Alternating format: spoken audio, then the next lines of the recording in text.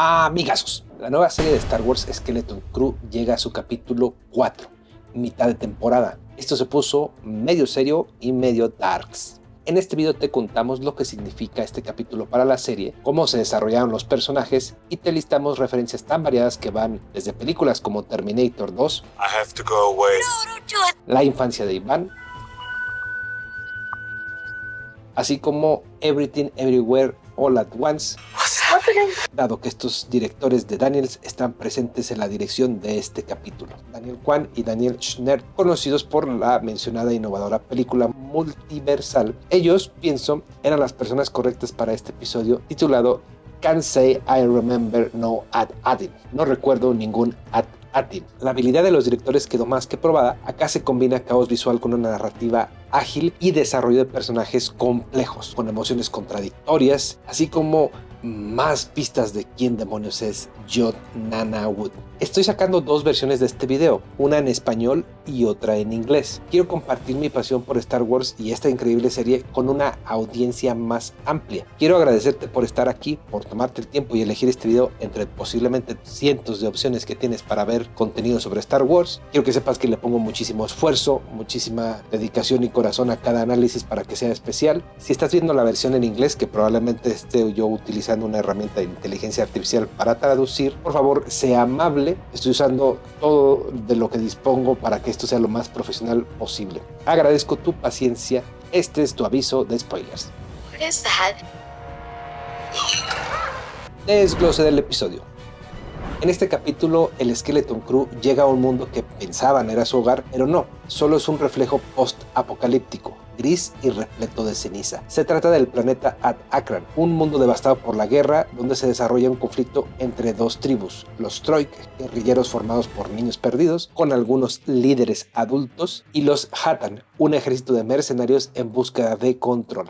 Este escenario recuerda un montón a las luchas generacionales y territoriales dentro del universo de Star Wars, pero también añade una capa de complejidad donde los niños son los principales agentes de resistencia. El paralelismo entre el mundo de Ad-Atin, de donde estos niños provienen, y este mundo de Ad-Akran refuerza la idea de los mundos joya de la antigua república. Aquí en este capítulo se van a mencionar otros 4 mundos, que son parte de esos legendarios 9 planetas ocultos: Ad-Aitu, Ad-Arabin, Ad-Arisha y Ad-Akoda. Creo que esto insinúa un legado común, probablemente ligado a esos secretos olvidados tanto por los Sith como por los Jedi, que ahora todos los bandos que están presentes en esta serie buscarán disputarse. En este capítulo de Skeleton Crew, Fern reafirma su ingenio y habilidad para manipular a los droides, algo que ya había mostrado en los primeros capítulos, y es la manera en la que rehuye de la supervisión de su mamá, Farah, una líder de Ad-Atin. Por otro lado, vemos un cambio significativo en la dinámica de grupo cuando Wim, quien hasta ahorita era el personaje más confiado e impulsivo, comienza a reconocer el liderazgo natural de Fern. Esta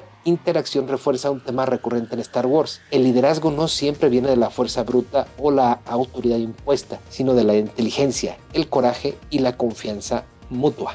También tenemos detalles clave de personajes como Neil, quien se está convirtiendo en uno de mis favoritos junto con KB y SM-33. Creo yo que la cereza en el pastel de este capítulo la tenemos con la dinámica de Jod y SM-33, quienes están revelando más de estas capas de complejidad y de sus respectivos pasados enmarañados. Ahora, pasando a la cacería de easter eggs y referencias, en este capítulo SM-33 protagoniza un momento clave, que además es el clímax, cuando su memoria se traslapa y comienza a atacar siguiendo las órdenes de su antiguo capitán. Este conflicto interno del droide, por supuesto que nos recuerda a todo lo relacionado con el universo de Terminator, pero particularmente a la Terminator 2 de Judgment Day, donde el T-800 lucha contra su programación original para proteger a John Connor. Además, el comportamiento de SM-33 en algún punto me recuerda en una frase específica a Biff Tannen en Volver al Futuro 2. He said someday a crazy wild-eyed scientist or a kid may show up asking about that book.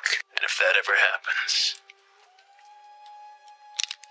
And then he told me, if anyone ever comes poking around looking for the treasure, he told to pull them apart. También por supuesto que esto nos conecta con una de mis películas favoritas, Yo Robot. Dentro del universo de Star Wars tenemos aquellos droides en la serie de Rebels, los cuales se infiltran en el planeta Atolón, donde la incipiente rebelión se resguarda. Aquellos droides que recuerdan a los bocetos originales de Ralph McQuarrie para Citripio, lo que a su vez estaba inspirado en la icónica María de Metrópolis, en realidad son máquinas letales, tal como SM-33 se muestra en este capítulo. Regresando un poco a los momentos iniciales, Wynn menciona la posibilidad de que ellos hayan estado durmiendo por 100 años, lo que evoca un concepto básico del género de ciencia ficción, que tiene que ver con el sueño criogénico, que se utiliza para explorar los efectos del tiempo y la desconexión con el pasado, y que dentro de la lógica interna de estos relatos sirve para que los personajes puedan viajar distancias muy largas. Por supuesto, un ejemplo icónico de esto lo tenemos en la película original de El planeta de los simios de 1968 y por supuesto en sus múltiples secuelas y remakes, unos más buenos que otros, donde los astronautas despiertan en un futuro distante tras un viaje espacial prolongado en hibernación. Su desconcierto ante una civilización completamente cambiada resuena con todas las implicaciones que plantea el comentario de Wynn. Otra referencia, por supuesto importante, es 2001 Odisea del Espacio, también de 1968, donde la criogenia permite a los tripulantes viajar a distancias, como ya lo dijimos, preservando su vida a costa de la desconexión emocional y temporal. Y también está aquella película bien rarita que salió hace algunas navidades con Chris Pratt y Jennifer Lawrence, que creo que se llama Pasajeros o algo así. Mal ejemplo.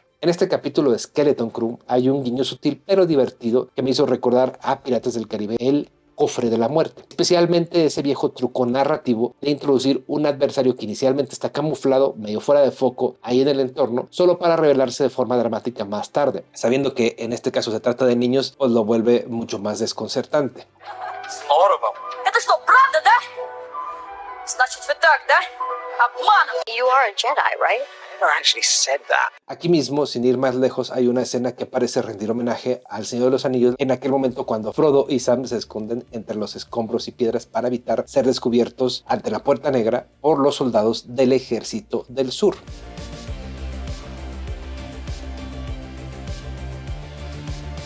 Todo este tema de los niños perdidos, por supuesto que nos va a remitir a la obra clásica de James M. Barrie de Peter Pan. Yo particularmente recuerdo la película de Hook.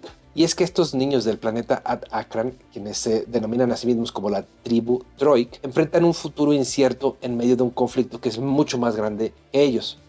Dentro de Star Wars, este concepto conecta con historias como aquellas del mundo de Kenari, que están presentes en los flashbacks de la serie de Andor, donde por ahí aparece el propio Cassian, que en ese momento se llamaba Casa, y su hermana, quienes sobreviven en un mundo devastado sin la guía de adultos. Hay también dentro de los cómics un arco que se llama Yoda's Secret War, que son los números 26 a 30 de la serie de Star Wars 2015, en la que a través de los relatos del diario de Obi-Wan Kenobi, Luke descubre que Yoda visitó un planeta donde había una guerra interminable y ahí había también niños que eran guerrilleros. A diferencia con todos estos contenidos que hemos mencionado, los niños de acá sí tienen líderes adultos, pero parecen ser explotados por la malicia de los mismos. Hay un matiz más complejo y sombrío en esta dinámica. Creo que de lo que más destaca en este capítulo es todo lo que se relaciona con la torre del supervisor, que introduce un concepto de control y centralización que resuena con toda esta temática por excelencia de Star Wars, de la guerra del más débil contra este régimen autoritario. Una conexión inmediata, aunque quizás no va a ser la más popular, está con la serie de Star Wars Resistance, donde tenemos al Capitán Doza, que opera desde una torre que simboliza no solo autoridad, sino también ese lugar estratégico para la toma de decisiones y la protección de los habitantes de la estación El Colossus. Aunque yo sé que Resistance se considera una de las series más débiles de la franquicia, pienso que todo este tema del liderazgo como conflicto central pues es muy común acá en Skeleton Crew. Más allá de Star Wars, voy a repetir referencias que ya he dicho en videos pasados, como por ejemplo el símbolo de supervisión de la película de Giver o El Dador de Recuerdos, donde la figura de autoridad centralizada controla el flujo de información e incluso las emociones de los habitantes del lugar. También por supuesto me acuerdo de The Man in the High Castle, donde la torre o castillo en ese caso se convierte al mismo tiempo en un faro de resistencia, pero también de control, dependiendo del punto de vista. Otro paralelo interesante en un contenido un poco más reciente lo tenemos con la serie Westworld, donde la torre de control juega un papel fundamental, no solo en el manejo del parque y sus habitantes, sino después en todo este futuro distópico que se crea, tal cual poder absoluto y la manipulación de eventos en todo ese entorno. Yo pienso que dentro de esta serie, el diseño visual recuerda a los puentes de mando en las naves imperiales, especialmente a los destructores estelares. Estas estructuras que representan no solo el poder, sino como también esta capacidad de operar desde la distancia conflictos de gran tamaño. Ya hablando de otros universos, temáticamente creo que hay una referencia o resuena fuertemente con todo lo que se expone en 1984 de George Orwell y su Ministerio de la Verdad, lo que creo que fue retratado de manera muy pionera hace ya bastante tiempo en la ópera prima de George Lucas, THX 1138. Creo que hablando de Skeleton Crew, este concepto de la torre del supervisor es un eje narrativo que simboliza el desequilibrio de poder y que plantea preguntas claves sobre quién controla la información, quién controla la verdad y cómo afecta esto a los personajes atrapados en este sistema. Además de todas las pistas que van a venir aquí de las ubicaciones de esas 9 joyas planetarias de la antigua república. Ya entrando en un poco de especulación de mi parte, muy al principio tenemos la aparición de unas estructuras que a mí me recuerdan bastante a aquellos satélites destructores de la operación Ceniza. Despierta esto muchísimas preguntas, claro está. Estamos hablando de esos satélites introducidos en la historia del Battlefront 2 y que también se mencionan de paso en el Mandalorian, diseñados por el Imperio para ejecutar el plan de contingencia tras la muerte del emperador Palpatine con la intención de destruir planetas clave y desestabilizar el orden de la galaxia. Si esto resultara ser cierto, Skeleton Crew podría estar planteando semillas para explorar todo esto que tiene que ver con los remanentes imperiales que vimos en la serie Ahsoka, así como del Mandalorian 3, y los experimentos fallidos que tienen que ver con la clonación de Palpatine, la creación de la Primera Orden, así como ese futuro ejército de la Orden final que aparece en Rise of Skywalker. Este mundo de Ad Akran aparece una versión destruida de Ad Atin. Y por supuesto, el que veamos a un droide RX ahí en este mundo postapocalíptico y este vagoncito de Star Tours, pues recuerda un montón al principio de Judgment Day. Vamos a conocer a un personaje muy importante que tiene varias referencias, como lo es Jaina, quien es interpretada por Hala Finley, a quien también vimos en Venom, esta última del último baile, y en Paradise Highway. Su personaje creo que tiene un montón de similitudes con Alpha 1, la líder de la tribu Kenari en Andor, que ya mencionamos, quien es interpretada por Malini Randman Middleton, ella como figura central de los flashbacks de la infancia de Cassian Ayan Kenari. Ahora, moviéndonos al tema de las criaturas en este universo, tenemos una variedad de Eopis, animales cuadrúpedos y herbívoros que originalmente habíamos conocido como nativos o endémicos de Tatooine, que son algo así como camellos. Han aparecido obviamente en episodio 1, así como en el episodio 3, La venganza de los Sith, además de en la serie de Obi-Wan Kenobi, es la montura de Obi-Wan. Poseen cuernos, lo que podría indicar una subespecie adaptada a diferentes entornos planetarios. En este cuarto episodio tenemos a los antagonistas, estos llamados Hatten, están utilizando un casquito que a mí me recordó mucho al que utiliza el general Beers en el Imperio Contraataca, que a su vez pues vimos en la película de Solo, así como que es parte de la colección que tiene Ezra Bridger en Star Wars Rebels. Pasando ya a la parte del análisis profundo y mis teorías de este capítulo y en general de lo que va de esta serie, el personaje de Neil se destaca como una figura que evoca a varios personajes icónicos de la literatura y del cine. Su ternura, integridad y valor recuerdan, por supuesto, a Neville Longbottom en la serie de Harry Potter, no se diga Sam Tarly de Game of Thrones y el más grande de todos, Samwise Gamgee. Neil creo que está guardando proporciones en camino de ser un personaje de ese tamaño. También me hizo recordar por ahí una escenita de Aladdin, la versión animada del 92, cuando comparte la comida con estos niños que no tienen que comer. Es un recordatorio que la verdadera fuerza no siempre está en la agresión, sino en el corazón, la compasión y la empatía.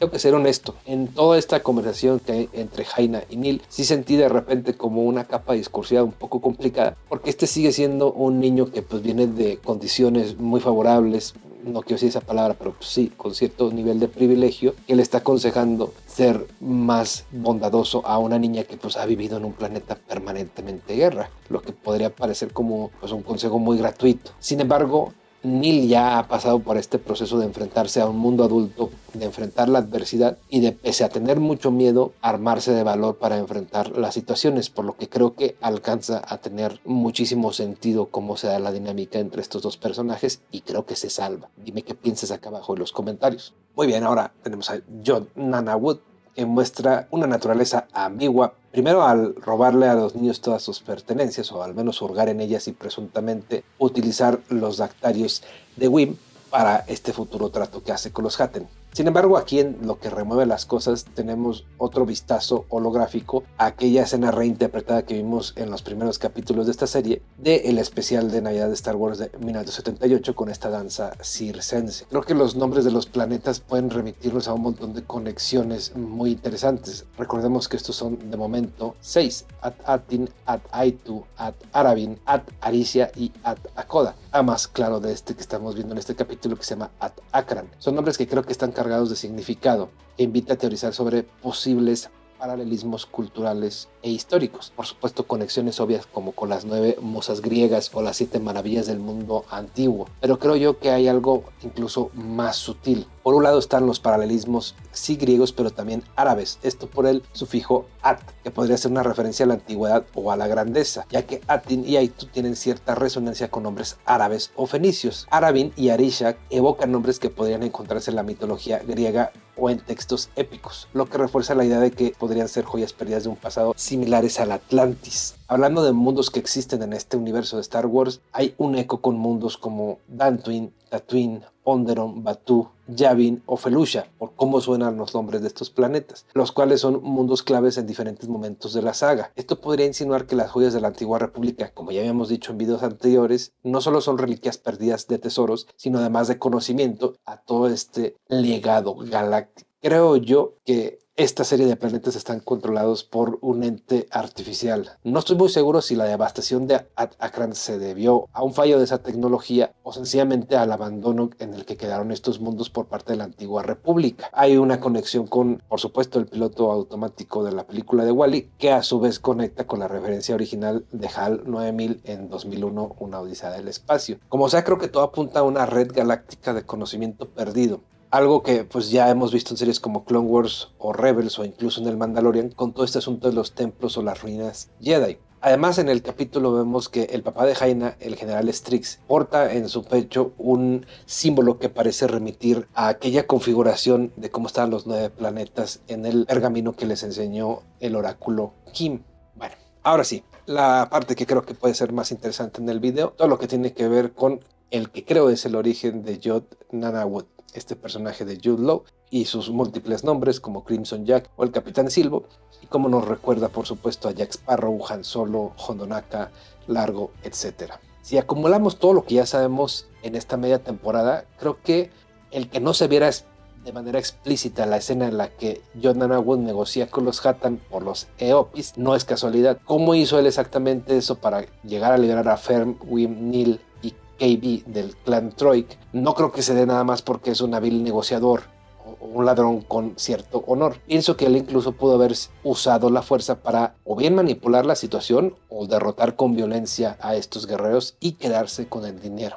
Creo que en este punto queda claro que Yod no se identifica como Jedi. Su falta de lealtad hacia los principios de la orden es obvia. Otro punto clave es la desconfianza que tiene hacia los droides, lo que lo pone muy aparte de personajes como Luke o el propio Anakin Skywalker o de Hera Syndulla. Sí lo acerca a personajes como el propio Mandalorian, pero también a muchos otros que tienen cierto legado oscuro, porque hay una regla en Star Wars no dicha, que es quien es malo con los droides suele ser malo de corazón. En cambio, quien valora a los droides como las geniales herramientas que son y como seres que merecen respeto, pues suelen ser personajes intrínsecamente buenos. He leído opiniones muy valiosas acá en los comentarios del canal de quienes piensan que Yod Nanawood pudo haber sido un padawan que sobrevivió a la guerra de los clones, un aprendiz que perdió su camino o incluso alguien con un maestro Jedi que lo abandonó o lo dejó atrás, tal vez incluso en medio de una crisis. Pero él tiene una frase específica que es: los droides te pueden decepcionar, lo que siento que lo emparenta o lo conecta con los separatistas. Recordemos que es este grupo que pelea contra la República, quienes confiaban en los ejércitos droides, lo que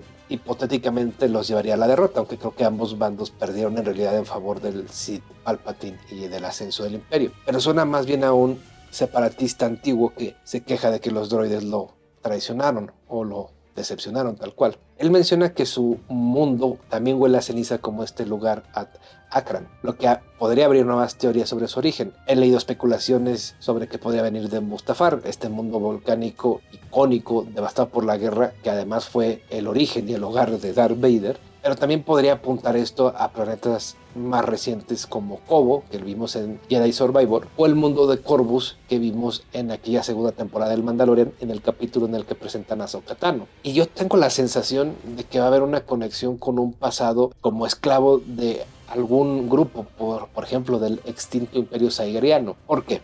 En la vida real, una característica que distinguía mucho a los piratas es que cuando en el mar se encontraban con un buque esclavista, solían liberar a todos los esclavos que llevaran con ellos, muchos de los cuales terminaban siendo parte de la tripulación de los barcos. Creo yo que algo así podría pasar aquí, porque este resentimiento que tiene hacia el sistema, creo yo que podría conectar con eso. También creo que podría haber sido un esclavo en las minas de Kessel. La idea de que Yoda fue abandonado y obligado a convertirse en un sobreviviente encaja perfectamente con este rollo de ser un pirata. Al no haber completado su entrenamiento como un humano sensitivo, esto explicaría su relación con la fuerza, que es más instintiva que disciplinada, y explica además su capacidad para manipular situaciones y mantenerse siempre un paso adelante, por supuesto sin adherirse a los valores de la orden. El que hasta ahora no tenga un sable de luz creo que también apunta hacia un ser un poco más cargado hacia el lado oscuro, que pretende estar más oculto, no revelarse, no ser un faro de esperanza. En este contexto, creo que Yoda representa un arquetipo fascinante dentro de este universo de Star Wars. Uno salido de la fuerza que no encaja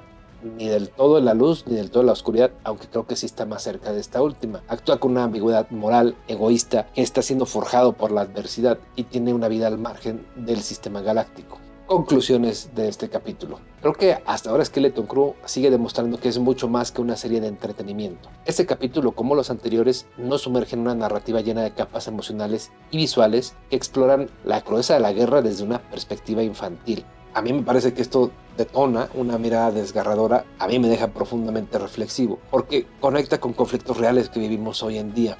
Además, creo que perfectamente esta serie está sirviendo de puente intergeneracional, verdaderamente como lo pretendía hacer la tercera trilogía y que fracasó estrepitosamente. Esta serie creo que sí está reuniendo a los fans más recientes, a los fans digamos de una edad intermedia, con los fans pues originales, que ya ahorita pues ya no están tan jovencitos, lo diré con mucho respeto. Está alcanzando un nivel de sofisticación similar, guardando proporciones al que tuvo la serie de Andor, y que destaca por su capacidad de abordar temas más complejos de una manera muy fresca, y se sigue, en mi opinión, sintiendo como Star Wars. Definitivamente creo que merece ser analizada y por supuesto disfrutada. ¿Qué piensas de Yoda y su misterioso pasado?